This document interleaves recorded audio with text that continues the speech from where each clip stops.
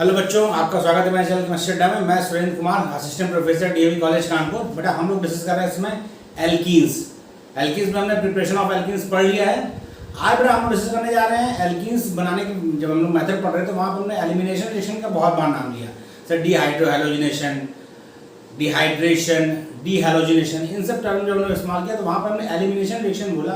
हम लोग आज डिस्कस करेंगे एलिमिनेशन रिएक्शन। एलिमिनेशन रिएक्शन हम लोग दो पार्ट में डिस्कस करेंगे, उसके दो लेक्चर हम देंगे। आज पहला लेक्चर है उसका और इसके बाद उसका नेक्स्ट लेक्चर आएगा। बहुत इंपॉर्टेंट लेक्चर है ये, आपको बहुत अच्छे से समझना है क्योंकि ये रिएक्शन आप समझ जाते हैं तो एलिमिनेशन रिएक्शन पर डायरेक्ट क्वेश्चन भी आते हैं और जो हमने एग्जांपल्स करा के उसमें से भी आते हैं। ठीक है, चलिए स्टार्ट करते हैं। क्या है एलिमिनेशन रिएक्शन? मतलब साफ साफ पता है एलिमिनेशन मतलब एलिमिनेट करना है, बाहर निकाल देना है, रिमूव कर देना है। वही कह रहा है elimination, removal of two atoms or two groups or one atom and one group from a molecule is known as elimination reaction। यानी वह रिएक्शन जिसमें दो ग्रुप या दो एटम या एक एटम एक ग्रुप का रिमूवल होता है मॉलिक्यूल से, वह रिएक्शन क्या कहलाती है? एलिमिनेशन रिएक्शन कहलाती है। यदि हम बात करें leaving group is removed as a nucleophile, जो लिविंग ग्रुप रिमूव होता है वो रिमूव होता है एज अ न्यूक्लियोफाइल। कैसा रिमूव होता है? न्यूक्लियोफाइल। इसको बोलते हैं न्यूक्लियोफ्यूज। क्या बोलते हैं? न्यूक्लियोफ्यूज बोलते हैं। न्यूक्लियोफ्यूज ये है, उससे जो न्यूक्लियोफाइल रिमूव होता है उसे यहाँ पर करते हैं न्यूक्लियोफ्यूज जब रिमूव होता है, और जब वो एडिशन करता है जब सब्स्टिट्यूशन करता है उसे तब बोलते हैं न्यूक्लियोफाइल। ज्यादातर क्या होता है? ज्यादातर वो हेलोजन होगा या OH ग्रुप होगा या OR होगा या N2+ होगा या N3 होगा या H2O+ होगा या R3L+ होगा या R2S+ एटसेट्रा। तो जो आपका न्यूक्लियोफाइल की तरह बिहेव करेगा, लेकिन यहाँ पर क्योंकि रिमूव होगा उसे न्यूक्लियोफ्यूज बोलेंगे। Elimination reaction are generally endothermic. क्या होती है? एंडोथर्मिक होती है, यानी यदि आप टेम्परेचर बढ़ाते हैं तो रिएक्शन का रेट बढ़ता है, क्योंकि एलिमिनेट होना है। क्योंकि आप टेम्परेचर बढ़ाएंगे तो रेट ऑफ एलिमिनेशन क्या होगा? बढ़ेगा। एलिमिनेशन रिएक्शन एंडोथर्मिक होती है, तो यदि टेम्परेचर बढ़ाते हैं तो आपका रेट ऑफ एलिमिनेशन क्या होगी? इंक्रीज होगी। ये ध्यान रखना है। अब आते हैं बात कितने टाइप का होता है elimination reaction. Types of elimination reaction की बात करें ब्रॉडली हम, तो दो टाइप का होता है, अल्फा एलिमिनेशन या बीटा एलिमिनेशन। अल्फा एलिमिनेशन को 1-1 एलिमिनेशन भी कहते हैं। क्यों कहते हैं? क्योंकि इसमें दोनों लिविंग ग्रुप जो आपका है, दोनों लिविंग एटम है, वह सेम कार्बन एटम्स होता है, इसीलिए इसको बोलते हैं क्या? Alpha elimination. अल्फा एलिमिनेशन और 1-1 एलिमिनेशन, जब आपका एटम और ग्रुप जो दो रिमूव होने हैं, जो दो एलिमिनेट होते हैं, वो सेम कार्बन एटम से होते हैं, तो उसको बोलते हैं अल्फा एलिमिनेशन। बीटा एलिमिनेशन और 1-2 एलिमिनेशन में क्या होता है बेटा? आपका लिविंग ग्रुप जो होता है वो अल्फा कार्बन से एलिमिनेट होगा, तो दूसरा आपका ज्यादातर हाइड्रोजन जो होता है वो आपका उसके जस्ट डायरेक्टली अटैच जो उसका एटम होगा बीटा कार्बन उससे होगा। यानी एक अल्फा कार्बन से रिमूव होगा, दूसरा बीटा कार्बन से रिमूव होगा, इसीलिए इसको बोलते हैं बीटा एलिमिनेशन। क्या बोलते हैं? Beta elimination. और जो अल्फा एलिमिनेशन है उसमें दोनों ही leaving group same carbon atom से रिमूव होते हैं। ये नाम इसलिए पड़ा है, अल्फा मतलब सेम कार्बन है, बीटा मतलब जो आपका दूसरा लिविंग ग्रुप वो बीटा से निकलेगा। अब देखिए अल्फा एलिमिनेशन क्या होता है? Both the group all atom are removed from the same carbon of the molecule। जो आपका दोनों ग्रुप रिमूव होना है, क्योंकि यहाँ पे बात हुई पहले से रिमूवल ऑफ 2 एटम, तो जो दोनों ग्रुप रिमूव होना है वह सेम एटम ऑफ कार्बन से होंगे, मतलब कार्बन के सेम एटम से होंगे मॉलिक्यूल में, उसे बोलते हैं alpha elimination. This reaction mainly given by gem. कौन देता है रिएक्शन? ज्यादा रिएक्शन देते हैं जेम डाइहैलाइड और जेम ट्राइहैलाइड। आपको पता है जेम का मतलब जेमिनल होता है। जेमिनल मतलब जब आपका सेम कार्बन एटम पे अटैच होगा आपका कोई ग्रुप, उसे बोलते हैं जेमिनल। कम से कम दो हो सकते हैं, दो हाइड्रोजन अटैच है उसको जेम डाइहैलाइड बोलते हैं। जब सेम ही कार्बन एटम पर 3 हाइड्रोजन अटैच है उसको जेम ट्राइहैलाइड बोलते हैं। तो ये कहना है इसका कि जो अल्फा एलिमिनेशन है वो ज्यादातर जेम डाइहैलाइड या जेम ट्राइहैलाइड ही देते हैं, यानी जेमिनल डाइहैलाइड या जेमिनल ट्राइहैलाइड ही अल्फा एलिमिनेशन देते हैं। बस ध्यान रखना है उनके पास कम से कम एक अल्फा हाइड्रोजन होना चाहिए, क्योंकि आपको यह ध्यान रखना है जो रिमूवल होगा उसमें एक आपका लिविंग ग्रुप होगा, दूसरा आपका ज्यादातर हाइड्रोजन होता है। तो भी अल्फा हाइड्रोजन एक अवेलेबल है, तो ट्राइहैलाइड है, ट्राइहैलाइड आपका है, तो भी इसमें अल्फा हाइड्रोजन है। देखिए 3 हेलोजन और एक आपका हाइड्रोजन, तो रिमूव होगा। देखिए इसको अल्कोहलिक की वजह से किया, अल्कोहलिक की वजह आपको पता है एलिमिनेशन करता है, हीट किया तो आपका एक हेलोजन और एक हाइड्रोजन रिमूव हो गया, एक हाइड्रोजन एक हेलोजन रिमूव हो गया। ये क्या बना? CH2। इसको क्या बोलते हैं? ये कार्बीन है। क्या बेटा? आपका कार्बीन है। कार्बन हमने रिएक्शन इंटरमीडिएट पढ़ा था। ये क्या है? डाइहैलो कार्बीन है। कौन सा बेटा? डाइहैलो कार्बीन है। यहाँ देखिए CH2H2 है, इसमें भी एक हाइड्रोजन रिमूव होगा क्योंकि अल्कोहलिक KOH हीट रखा है, तो एक हाइड्रोजन और एक हाइड्रोजन रिमूव होगा, ये आपका होगा CHX। ये क्या आपका मेथिल हेलो कार्बिन है, क्या है हेलो मेथिल कार्बिन, क्या रहेगा हेलो मेथिल कार्बिन। X आपका यदि फ्लोरो होगा तो फ्लोरो मेथिल कार्बिन, क्लोरो होगा तो क्लोरो मेथिल कार्बिन, ब्रोमो होगा तो ब्रोमो मेथिल कार्बिन, जो आप डालेंगे हो वही आपका मेथिल कार्बिन हो जाएगा। इसे कॉपी कर लिए। अल्फा एलिमिनेशन में आपको बता दिया मैंने, जब आपका दोनों ग्रुप सेम कार्बन एटम से रिमूव होता है तो वो कहलाता है अल्फा एलिमिनेशन। ज्यादातर कौन देता है, जर्मिनल डाइहाइड और जर्मिनल ट्राइहाइड देते हैं, इनके पास कम से कम एक अल्फा, कम से कम एटलीस्ट 1 अल्फा हाइड्रोजन होगा, तभी देगा आपका अल्फा एलिमिनेशन। कॉपी कर लिए, फिर हम आगे बढ़े। कॉपी कर लिए।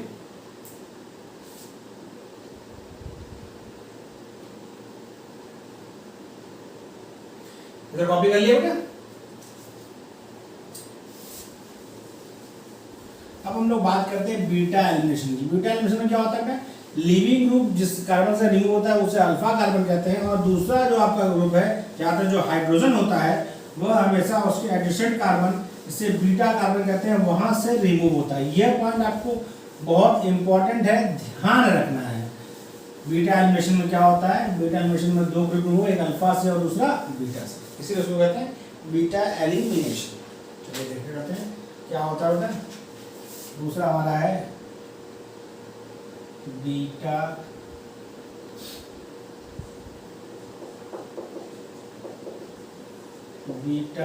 Elimination reaction. क्या है beta elimination reaction? Removal of functional group, removal of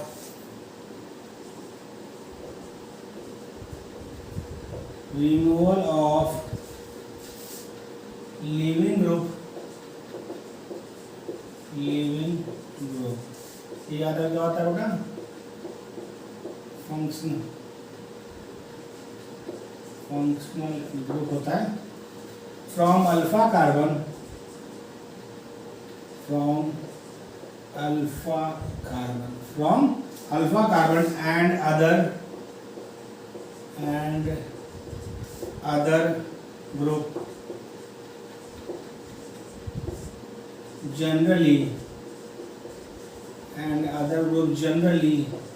क्या होता है ज्यादातर, and other group generally hydrogen from beta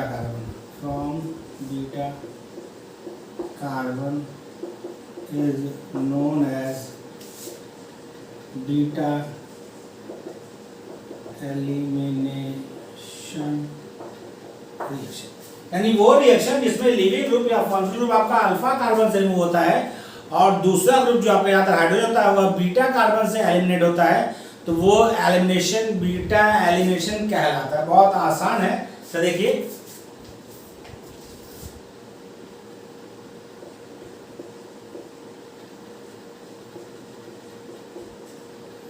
ये फंक्शन ग्रुप है, ये आपका जो लिविंग ग्रुप है ये घटा है, तो ये कार्बन हुआ अल्फा, इसके बगल वाला हुआ बीटा। जब इसका रिएक्शन कराएंगे हम अल्कोहलिक KOH से इक्विवेलेंस में, क्या पड़ा, ये अल्फा से हाइड्रोजन निकलेगा और बीटा से हाइड्रोजन निकलेगा, तो फॉर्म क्या होगा, फॉर्म होगा CH3 CH double bond CH2। क्या फॉर्म होगा, CH3 CH double bond CH2। यानी यहाँ से एक हाइड्रोजन लिया बीटा कार्बन से, अल्फा कार्बन से Cl लिया, इसीलिए इसको बोलते हैं बीटा एलिमिनेशन, क्योंकि जो आपका हाइड्रोजन है वह बीटा कार्बन से होता है, क्योंकि अल्फा वाले क्या था, दोनों ही अल्फा कार्बन से होते हैं, इसलिए इसको बोलते थे अल्फा एलिमिनेशन। इसमें क्या होता है वो रिएक्शन का, देयर इज बीटा में क्या हो रहा है, there is loss of 2 sigma bonds, there is loss of 2 sigma bond and gain of 1 pi। यानी इस रिएक्शन में 2 सिग्मा बॉन्ड पर देखिए, एक ये सिग्मा बॉन्ड और एक जो मैं इसको यदि ऐसे हटा दूं, एक ये सिग्मा बॉन्ड, इस सिग्मा बॉन्ड का लॉस होता है, और मेरा यहाँ पर सिंगल बॉन्ड था, एक पाई बॉन्ड गेन होता है। 2 सिग्मा बॉन्ड लॉस होता है और एक पाई बॉन्ड बनता है किसमें, बीटा एलिमिनेशन रिएक्शन में। अगला product is generally generally less stable than reactant। ज्यादातर बेटा क्या होता है कि प्रोडक्ट की स्टेबिलिटी रिएक्टेंट से कम होती है। रीजन वही बेटा, रिएक्टेंट में सारे सिंगल बॉन्ड थे, प्रोडक्ट में जब मल्टीपल बॉन्ड हो गया तो इसने क्या एरिया सेंटर हो गया रिएक्शन का, तो इसीलिए ज्यादातर रिएक्टेंट जो होते हैं वो प्रोडक्ट से ज्यादा स्टेबल होते हैं, क्योंकि रिएक्टेंट में सिर्फ और सिर्फ सिंगल बॉन्ड्स होते हैं, जो सिंगल बॉन्ड स्टेबल ज्यादा होता है, जबकि प्रोडक्ट में आपका मल्टीपल बॉन्ड होता है, और मल्टीपल बॉन्ड क्या होता है, मोर रिएक्टिव होता है। आपको होता है single bonds are less reactive और multiple bonds are more reactive. ठीक है बेटा, ये बात होती है। अगला पॉइंट जो आपको पता है, reaction is generally endothermic. Reaction is generally endothermic. अब हम बात करते हैं types of beta elimination. Beta elimination खुद कितने टाइप का होता है, बताइए, हो गया इधर कॉपी कर लिया। तो बीटा एलिमिनेशन 3 टाइप का होता है। पहला आपका बेटा E1 एलिमिनेशन, दूसरा E2 एलिमिनेशन, तीसरा E1 CV एलिमिनेशन। 3 एलिमिनेशन होता है। E1 मतलब यूनिमॉलिक्यूलर एलिमिनेशन, E2 एलिमिनेशन का मतलब बाई मॉलिक्यूलर एलिमिनेशन, और E1 CV का मतलब कॉन्जुगेट बेस एलिमिनेशन। ठीक है बेटा, हम बात करते हैं कि करके। तो types of beta elimination, types of beta elimination की बात हम करें तो पहला आपका है E1 एलिमिनेशन, जिसको बोलते हैं हम E1 रिएक्शन कहते हैं, प्रॉपर सही रहेगा, उसको E1 रिएक्शन कहते हैं। E1 ये क्या होता है, यूनिमॉलिक्यूलर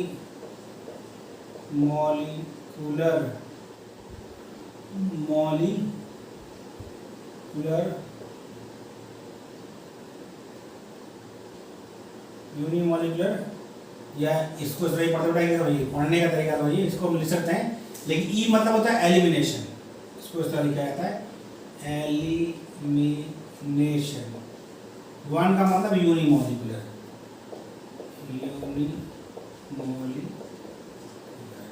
लिखने के तरीके से देखिए, ई का मतलब एलिमिनेशन, 1 का मतलब यूनिमॉलिक्यूलर। फर्स्ट ऑर्डर रिएक्शन है ये, और इसमें रेट ऑफ रिएक्शन सिर्फ और सिर्फ कंसंट्रेशन ऑफ सबस्ट्रेट पर डिपेंड करता है, कंसंट्रेशन ऑफ बेस पर डिपेंड नहीं करता, क्योंकि एलिमिनेशन के लिए बेस चाहिए, कंसंट्रेशन ऑफ बेस पर डिपेंड नहीं करता, ना बेस की स्ट्रेंथ पर डिपेंड करता है, ना उसके कंसंट्रेशन पर, सिर्फ और सिर्फ डिपेंड करता है किस पर, कंसंट्रेशन ऑफ सबस्ट्रेट पर। क्योंकि ये 2 स्टेप रिएक्शन है, पहले स्टेप में कार्बोनाइन फॉर्म होता है, दूसरे स्टेप में प्रोटॉन रिमूव होता है, इसीलिए ये रिएक्शन क्या है बेटा, इसको बोलते हैं एलिमिनेशन यूनिमॉलिक्यूलर। दूसरा कौन सा है, दूसरा आपका है E2। क्या होगा E2, इसको क्या बोलते हैं, इसको बोलते हैं elimination by molecular. Elimination by molecular, 2 मतलब बाई, 1 मतलब यूनि। दूसरा क्या होगा, तीसरे का नाम है E1CB। ध्यान रखिए E1CB, ई का मतलब एलिमिनेशन, 1 का मतलब यूनिमॉलिक्यूलर, C का मतलब कॉन्जुगेट बेस,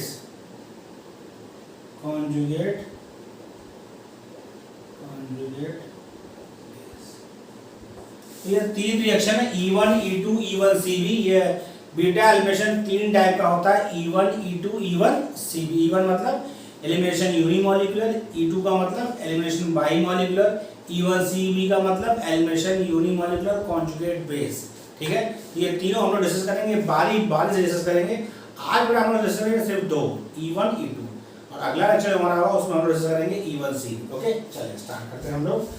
पहला रिएक्शन E1, पहला E1 रिएक्शन, क्या होता है, formation of product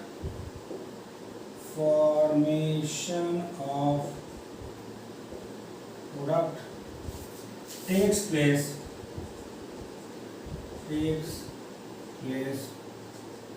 via the formation of carbocation,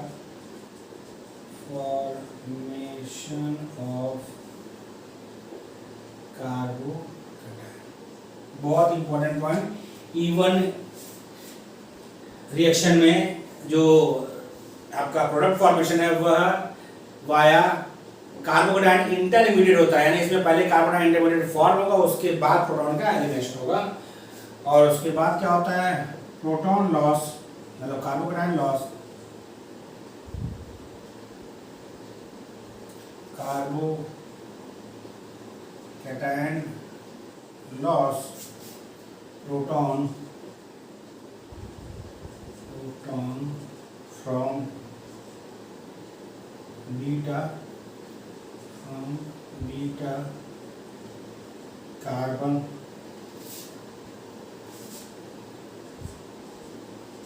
form alkene होता है। बेटा कार्बोडाइन जो है उसके बीटा कार्बन से प्रोटॉन रिमूव होता है, एलिमिनेट होता है और एल्कीन फॉर्म होता है। दो स्टेप रिएक्शन है, पहले स्टेप में बनेगा कार्बोडाइन और दूसरे स्टेप में प्रोटॉन रिमूव होगा बीटा कार्बन से। टू स्टेप रिएक्शन है ये, क्या हो रहा है, टू स्टेप रिएक्शन है। कितना बड़ा हो गया, तय कर लिया। इसके मतलब इवन रिएक्शन जो है वह दो स्टेप की रिएक्शन है। पहले स्टेप में आपका कार्बोडाइन फॉर्म होगा और पहला स्टेप स्लो स्टेप है। आपको बताया इससे पहले, हमेशा गार्ड बांध कर रखिए। वो सारी रिएक्शन जिनमें स्लो स्टेप होता है वह रिएक्शन क्या होती है, रेट डिटरमाइनिंग स्टेप। और यदि उसमें कार्बोडाइन फॉर्म होता है तो हम हमेशा उस कार्बोडाइन की स्टेबिलिटी चेक करते हैं via 1,2 hydride shift, 1,2 methyl shift और रिंग एक्सपेंशन से। उसके बाद ही फर्दर हम सेकंड स्टेप करते हैं। ठीक है, ये ध्यान रखना है। टू स्टेप रिएक्शन, कितना step, to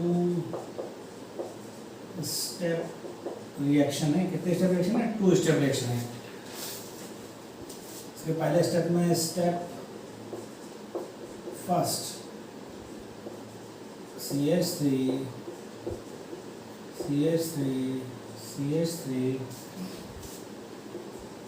Br slow reaction है, Br निकल जाएगा तो क्या बनेगा, CH3 प्लस। ये क्या हो रहा है, ये आपका कार्बोकेटायन है। क्या है, कार्बोकेटायन। ये स्लो स्टेप मतलब rate are determining step. RDS मतलब रेट डिटरमाइनिंग स्टेप। RDS का मतलब रेट डिटरमाइनिंग स्टेप, याद रखिएगा। ठीक है, और स्टेप टू जो होगा उसमें होगा आपका एलिमिनेट प्रोटॉन, CH2S। इसमें क्या होगा, प्रोटॉन लॉस हो जाएगा -H प्लस, तो फॉर्म होगा CH3 डबल बॉन्ड CH2। ये बॉन्ड का, ये जो बॉन्ड है, ये दोनों इलेक्ट्रॉन यहाँ पर आएंगे तो ये एज H प्लस हटेगा। क्या हो, एज H प्लस हटेगा। देखिए ये जो बॉन्ड है इसमें दो इलेक्ट्रॉन है, दोनों इलेक्ट्रॉन यहाँ आएंगे, सिंगल बॉन्ड था, डबल बॉन्ड हो गया।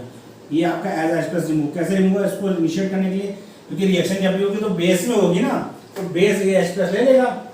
ये आयनिक सल्फाइड होता है और इसका बेस आपका H प्लस ले लेगा और ये आपका बन जाएगा। तो आपका एल्कीन फॉर्म और दो स्टेप रिएक्शन, पहले स्टेप में कार्बोनाइन फॉर्म होता है, जबकि दूसरे रिएक्शन में मतलब प्रोटॉन या हाइड्रोजन आपका रिमूव होता है। ठीक है, अब इसमें रेट ऑफ रिएक्शन क्या है, रेट इज प्रोपोर्शनल टू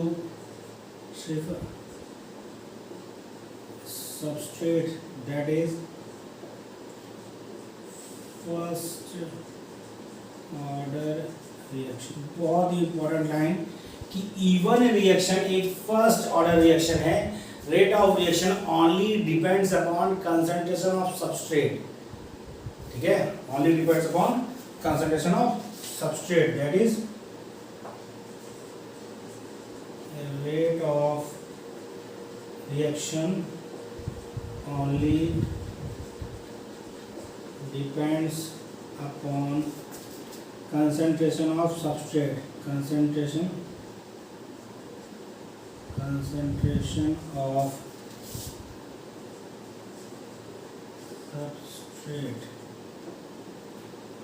ठीक है, only depends upon concentration of substrate।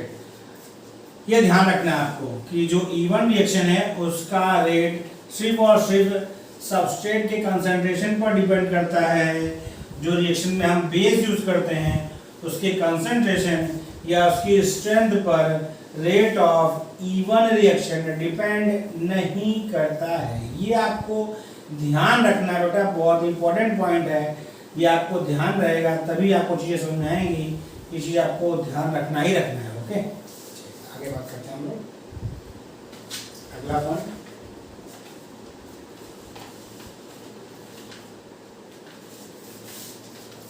Note करके लिखिए। because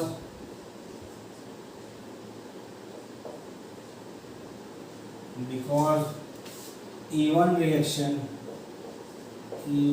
reaction involves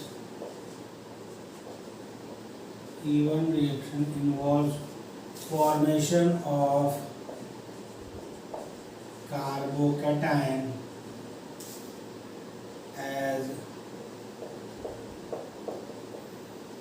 reaction intermediate। Even reaction involve formation of carbocation as reaction intermediate, hence rearrangement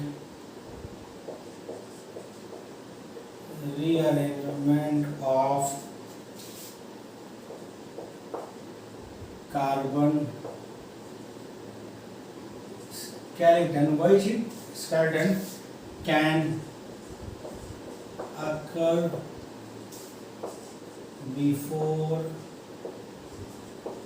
proton loss. यही मैंने आपको कहा था क्योंकि कार्बोकेटायन आपका रिएक्शन इंटरमीडिएट है, इसीलिए प्रोटॉन लॉस से पहले आप उसकी स्टेबिलिटी चेक करेंगे कि 1,2 हाइड्राइड शिफ्ट, 1,2 मेथाइल शिफ्ट या रिंग एक्सपेंशन के द्वारा। ऐसा तो नहीं है कि कार्बोकेटायन अपनी स्टेबिलिटी इनहांस कर सकता है। यदि अपनी स्टेबिलिटी इनहांस कर सकता है तो जो शिफ्ट के बाद आपका कार्बोकेटायन फॉर्म होगा उसी के बीटा कार्बन से हाइड्रोजन रिमूव करने से जो एल्कीन फॉर्म होगा वो आपका प्रोडक्ट होगा।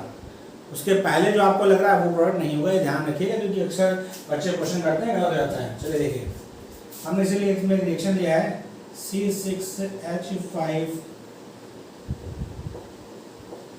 CH3 CHCl CH3। इसकी रिएक्शन करा दी हमने बेस से। ध्यान दीजिए, या इसके पास लोन पेयर है बेटा ऑक्सीजन के पास, तो यह एक लुईस बेस है, वीक बेस लिया है। यदि इसका हम मेथॉक्साइड डाल लेते तो वो थोड़ा स्ट्रॉन्ग बेस होगा। देखिए पहले क्या होगा, पहले होगा आपका आयनाइजेशन, क्या हो जाएगा, स्लो स्टेप होगा, तो कार्बोकेटायन फॉर्म होगा। क्या फॉर्म होगा, कार्बोकेटायन, यानी C6H5 CH3 CH plus CH। कोई दिक्कत यहाँ समझने में नहीं। अब देखिए, अब उत्तर ये है कि ये आपका है सेकेंडरी कार्बोकेटायन। कौन सा बेटा, सेकेंडरी कार्बोकेटायन है। ये क्या है, लेस स्टेबल है। क्या है, लेस स्टेबल। यदि हम यहाँ से एक हाइड्रोजन शिफ्ट कर दें, क्या सॉरी मैथिल शिफ्ट कर दें, क्या शिफ्ट कर दें, मैथिल, ये पूरा बॉन्ड बेटा ध्यान दीजिए थोड़ा जैसे, यह पूरा बॉन्ड बढ़ के यहाँ लगता है। जब ये यहाँ पर लगेगा तो ये जो पॉजिटिव आ जाएगा यहाँ पर आ जाएगा। इसको बोलते हैं 1,2 मेथिल शिफ्ट। क्या बोलते हैं बेटा, 1,2 मेथिल शिफ्ट। तो फॉर्म क्या हुआ, फॉर्म हुआ आपका C6H5 CH3 पॉजिटिव CH3 भाई एक CH3 पहले लगा था, ये वाला CH3 इसको लग गया। अब देखिए ये बेटा इसमें आपका बेंजीन कार्बोकेटायन है, बेंजीन कार्बन पर है, ये रिंग में न्यूक्लियोटाइज होगा, हाइपर कॉन्जुगेशन स्टेबल होगा तो ये वाला मोर स्टेबल है, क्या होगा ये मोर स्टेबल, ये वाला क्या था लेस स्टेबल। अब यहां से एलिमिनेट होगा आपका क्या बीटा हाइड्रोजन। देखिए ये आपका कार्बन है, इस पे तो निकलना नहीं है, एक आपका ये बीटा कार्बन है और आपका एक ये बीटा कार्बन है।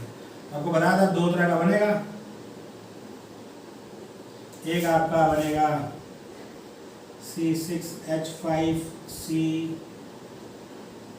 CS3 डबल बॉन्ड CCS3 ये होगा आपका मेजर प्रोडक्ट, क्या होगा मेजर या set Jeff product.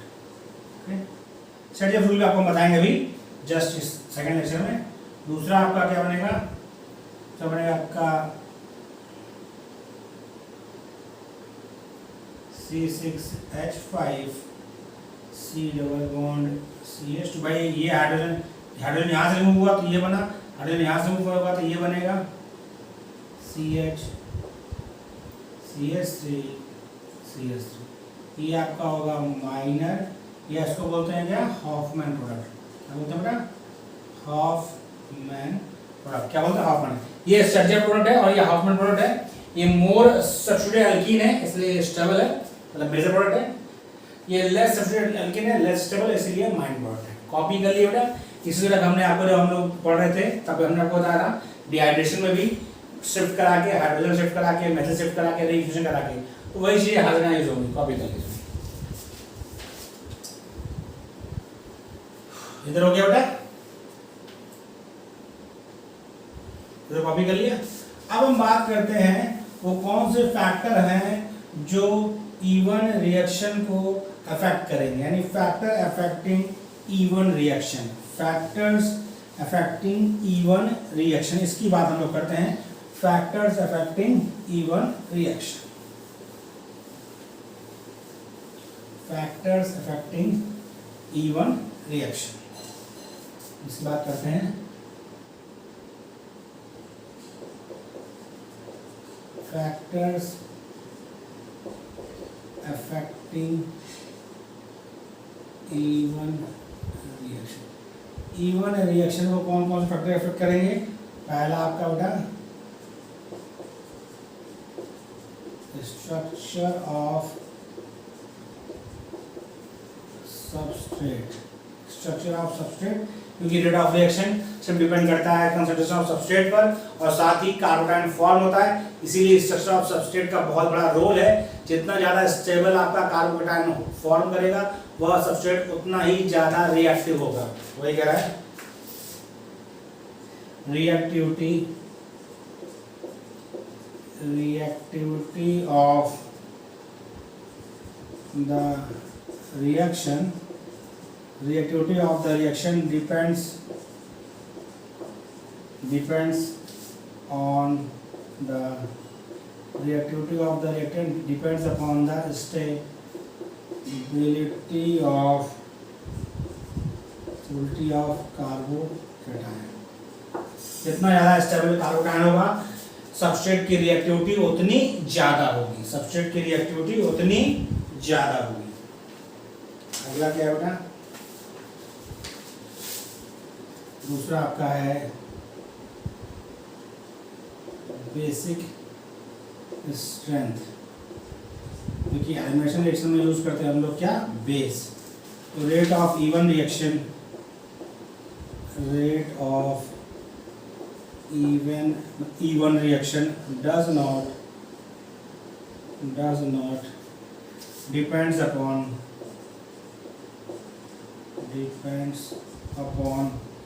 strength of base। Reason क्या है बेटा? क्योंकि जो आपने रेट इक्वेशन लिखा था, लिखा था कि rate of reaction only proportional to concentration of substrate, वह रेट ऑफ रिएक्शन बेस के कंसंट्रेशन और उसके स्ट्रेंथ पर डिपेंड नहीं करती। तो आपका बेस स्ट्रांग हो चाहे को उससे रिएक्शन का कोई फर्क नहीं पड़ेगा। अगला बेटा नेक्स्ट फैक्टर क्या है? Nature of leaving group. Nature of leaving group क्या है? Reactivity reactivity of substrate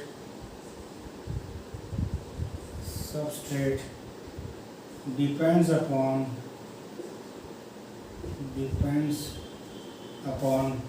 the nature of living group. The nature of living group I minus Br minus Cl minus F minus. Iodine सबसे अधिक अच्छा leaving group है, hydrogen हो जाएगा, then Br, then Cl, then F. अगला आपका है nature of solvent. Next आपका है नेचर ऑफ सॉल्वेंट. नेक्स्ट क्या है nature of solvent? Rate of E one reaction, E1 reaction increases with increasing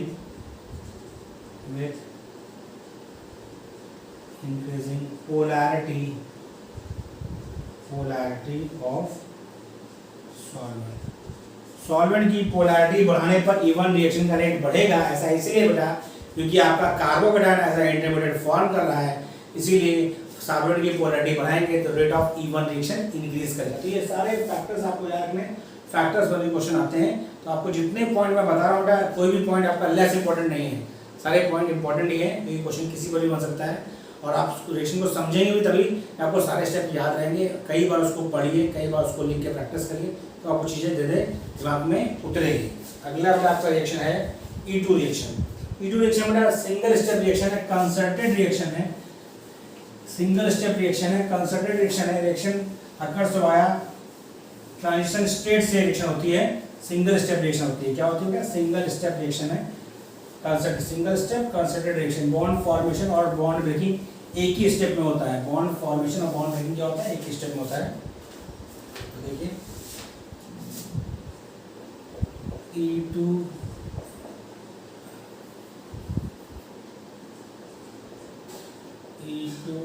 reaction, single step reaction, product formation occurs via transition state. और क्या नाम है?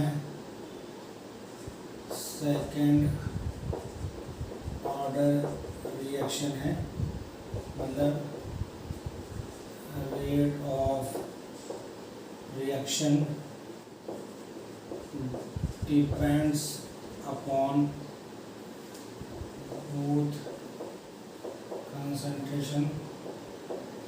both concentration of substrate and concentration of, यानी base से concentration और substrate दोनों के concentration पे rate of E2 reaction depend करता है. सेकेंड ऑर्डर रिएक्शन है, सिंगल स्टेप रिएक्शन है, कंसंट्रेटेड रिएक्शन है, बॉन्ड फॉर्मेशन बॉन्ड ब्रेकिंग एक साथ होता है. ऐसे देखिए एग्जांपल ले रहे हैं हम CH3CH2Br प्लस C2H5O माइनस, तो बनेगा आपका CH3CH2 plus C2H5OH plus Br minus. इसका मैकेनिज्म बेटा हम इधर लिखेंगे, उधर जगह का मैं इधर कॉपी कर लिया बेटा. इधर ये कॉपी हो गया, कॉपी कर लिया. तो इसका मैकेनिज्म देखिए, मैकेनिज्म आप देखेंगे तो आपको समझ आएगा कैसे हो रहा है रिएक्शन. तो आपको समझ आएगा कैसे सिंगल स्टेप रिएक्शन है ये. बॉन्ड फॉर्मेशन बॉन्ड ब्रेकिंग एक साथ होता है.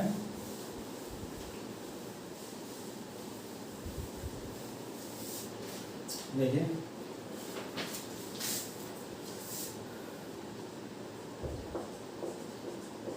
मैकेनिज्म, तो CH3CH CH3Br,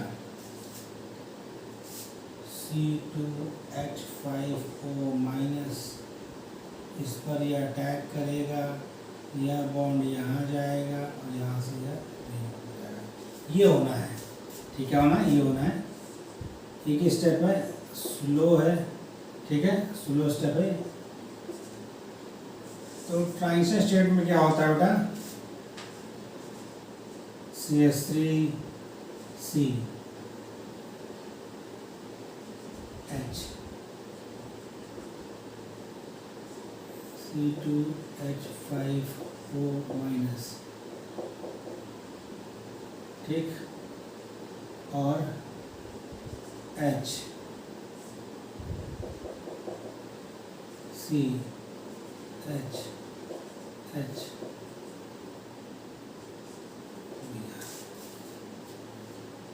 इसमें क्या हो रहा है, ये बॉन्ड फॉर्म हो रहा है।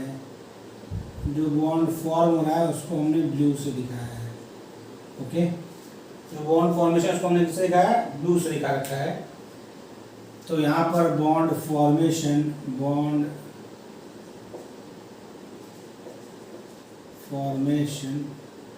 यहाँ पर बेटा बॉन्ड ब्रेकिंग, यहाँ पर बॉन्ड ब्रेकिंग, यहाँ पर बॉन्ड, जो ब्लू वाला है वो बॉन्ड फॉर्मेशन है, यानी ये, और ये ब्लैक वाला बॉन्ड ब्रेकिंग है। क्या है, बॉन्ड ब्रेकिंग है। ये आपका है ट्रांजिशन स्टेट। क्या है, ट्रांजिशन स्टेट। ट्रांजिशन कोई रियल स्टेट नहीं है, बस रिएक्शन को समझाने के लिए स्टेट, ठीक है बेटा। ये प्रोडक्ट फॉर्म होगा CH3 CH double bond CH2 plus C2H5OH plus Br। Copy कर लीजिए। अब हम बात करते हैं रेट ऑफ रिएक्शन की। तो यदि हम रेट की बात करें, रेट ऑफ रिएक्शन की बात करें, तो आपको पहले ही हमने बता रखा है क्या होगा, डिपेंड करेगा Rx की कंसंट्रेशन पर और बेस की कंसंट्रेशन पर, यानी और क्या बेटा, आगे बता ही दिया है। सेकेंड ऑर्डर रिएक्शन है, ट्रांजिशन स्टेट फॉर्मेशन से होगा, depend upon both concentration of substrate and concentration of base. ये आपको हमने बता रखा है, ठीक। अब हम बात करते हैं फैक्टर्स अफेक्टिंग। ये एक पॉइंट नोट पे ध्यान रखना है। इन E2 रिएक्शन, ये ध्यान, इन E2 reaction both living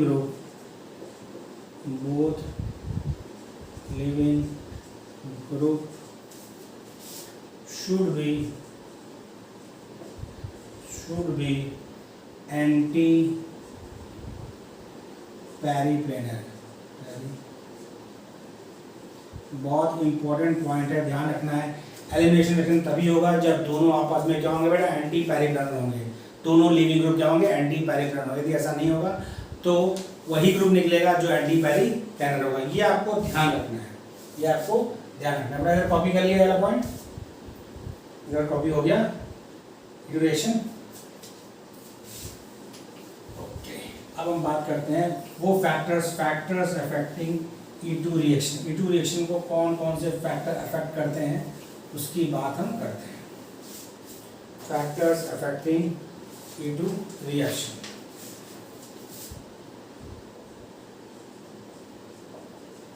factors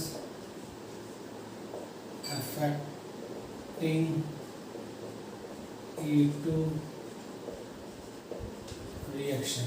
factors affecting E2 reaction, पहला आपका है structure of substrate.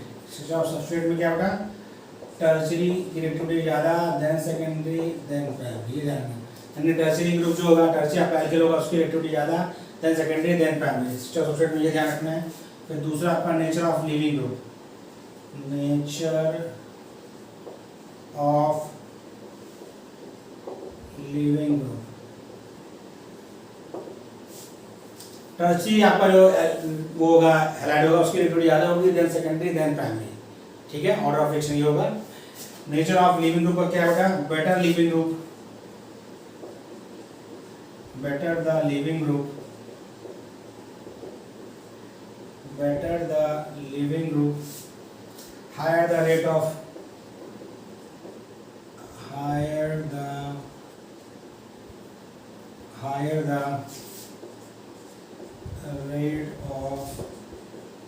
E2 reaction.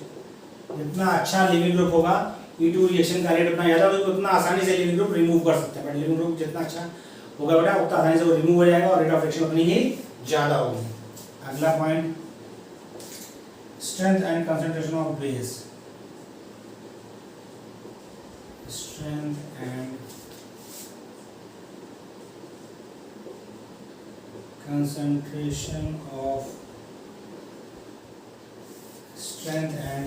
concentration of base। क्या है बेटा इसमें, क्या फैक्टर है?